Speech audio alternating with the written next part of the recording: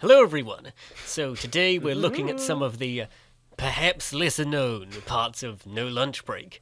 This is the extra cool little lore snippets that Kipteitei posts. They may just be sketches, but they're still very nice and very interesting little pieces of lore. And we get to find out more about the universe, and most importantly, more about the characters we love. So first up we have 8 things about Tina. Here are 8 facts about her that would have kind of been spoilers before, and there's no real way to mention them in the story itself. She sucked at school. Ended up working in TI logistics because she had no interest in anything. Oh man. 2. Was in a band in high school. Wanted to become a famous rock star. Hey, she had some interest in something. She wanted to become a rock star. Yeah, if you're like this person, if you like Tina, and you say, I don't have any interest in something, but you join a band, then that's an interest. Was kicked out of said band because they found a much better singer, a total basic dog. Developed a massive crush on said basic dog, which resulted in crushing self-loathing. Oh man. Is actually totally a lesbian. But tries really hard to live a straight life. This is like when gay people ask, like, why do people call it a gay lifestyle? Well, now we've got the straight lifestyle. Yeah. 6. Secretly loves sweet things, but avoids them on purpose, and avoids people finding out about it. Who doesn't like sweet things? Look. Secretly likes romantic crap, but doesn't admit it because it goes against her image. Tina is such a cute character. She's sort of tsundere. Tina is 184 centimeters tall, doesn't go to the gym, but is stronger than most girls. How tall is 184 centimeters? Like over 6 foot, I think. Jesus, wow. 184 centimeters, shit, that tall, 6 feet tall? What the beep? How funny would it be if that girl Tina was crushing on turned out to be Sydney? Gosh, that would actually work. Like, Sydney is like, good at singing. You know, she might look different here because she's younger. Oh my goodness. Is this gonna be legit? That would be an epic backstory. Wow. No lunch break theory? Yeah, oh my goodness. This is one of those sad stories where you're crying at the end. This is The Grapes of Wrath, or is it Mice and Men? I can't remember one or the other. Right. Cue the sad music. This is Sandy. She graduates from business school in a modest town. Her parents are good-for-nothings, and she wants to have a better life. Moving to a big city, she has trouble finding a job due to her shyness and the very competitive environment. She ends up working in TI Logistics customer service, hoping to eventually land a better job. Look at how cute she looks with the long hair. Yeah, that's pretty cool. My house is so huge, I can't find the package. What do you mean you're not responsible for lost property? The pay is dreadfully low, and she has no support from her parents or savings of any kind, so she can only afford to live in the shadiest part of town. Already having trouble socializing due to her shyness, the customer service work drains what little energy she has left. She ends up mostly alone. Just because I ordered the wrong product doesn't mean it's my fault. It's your site's fault for being difficult. I mean, I don't work in customer service, but as a guy who works at a call center, I relate to this way too much. This is this is me a lot of nights. God. Not me, Lord, not me. This hits too close to home. Ah. In the streets of their ghetto, she learns how to fight just to survive her everyday life. Okay, this I don't have to do, thankfully. Eventually, all this is too much for her, and she simply cracks. Yeah, that patient's so weird. Where is she gonna bounce? Done. This is like just before the beginning of No Lunch Break. Yes. Basically, this is the prequel story. I said Sandy was a relatable villain, sympathetic villain before, but this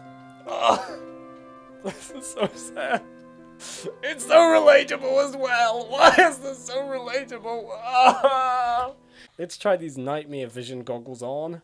Customer service is still exactly the same. Anyways, before I get any more sentimental or ridiculous, let's move on to the final part.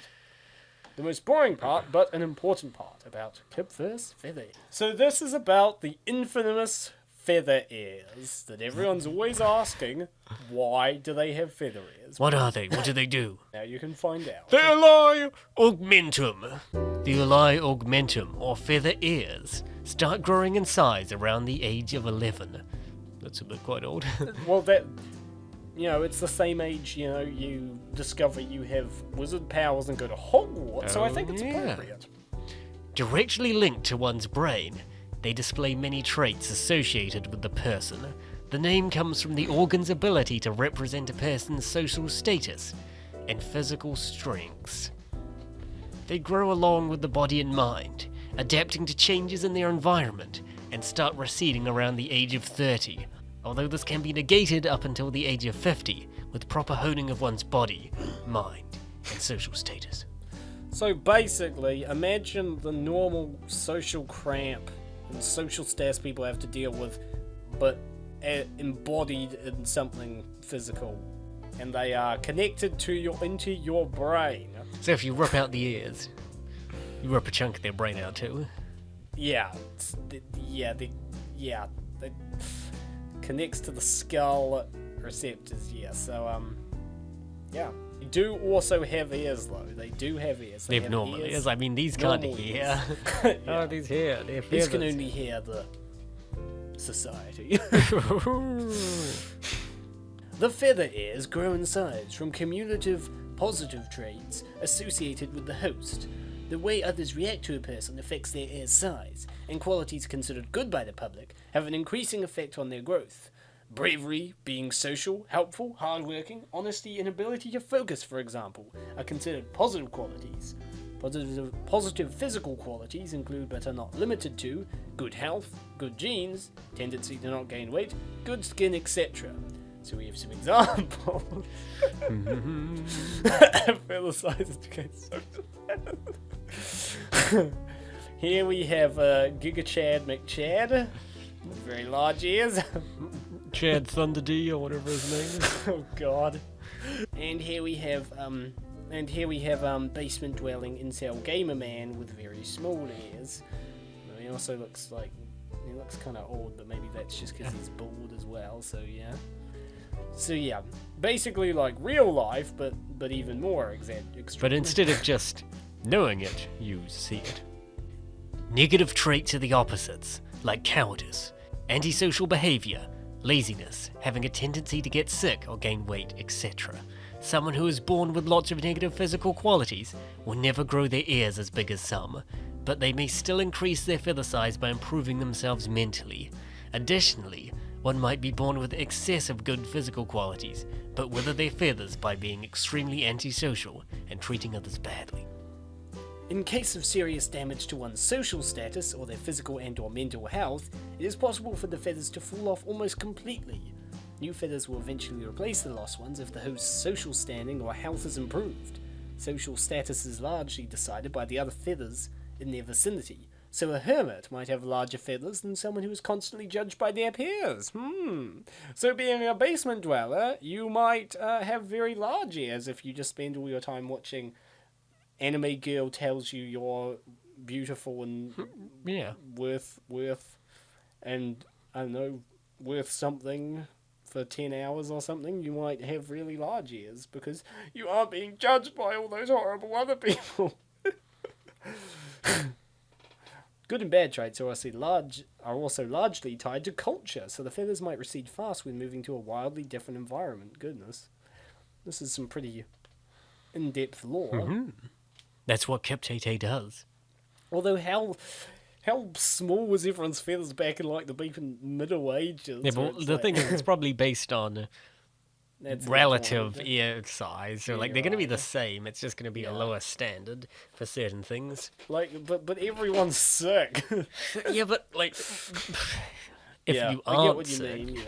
Yeah. I think you know what exactly they Yes. A lot of people have been asking lately, so I decided to update the old informative from like 2011. So to those who have not seen the original, here's how the feathers work. As far as modern day science is concerned, wait, is that in universe modern day science, or is that as far as I know now? I'll change it if I want to. It's sort of one of the very distinctive elements of Kip's work, and I don't even know why Yeah. Kip decided to give everyone feather ears that reflect their social stats. It's a weird kind of thing, but really it gives a very unique kind of element to the story. It would be great without the ears, but the ears really mark it as authentic Kip. Yeah, and I guess it's like Kip's trademark. It's like it's Kip because they got feathers coming out of their head. Also, it's the whole Kipverse thing where it's like this seems like the real world, except everyone has feather ears, and it's like it's sort of the real world, but not. Yeah. It's strange. Who knows? Hopefully, we'll get more universe lore and finally, know like more about the geopolitical environment, climate, and geography and stuff of the Kipverse.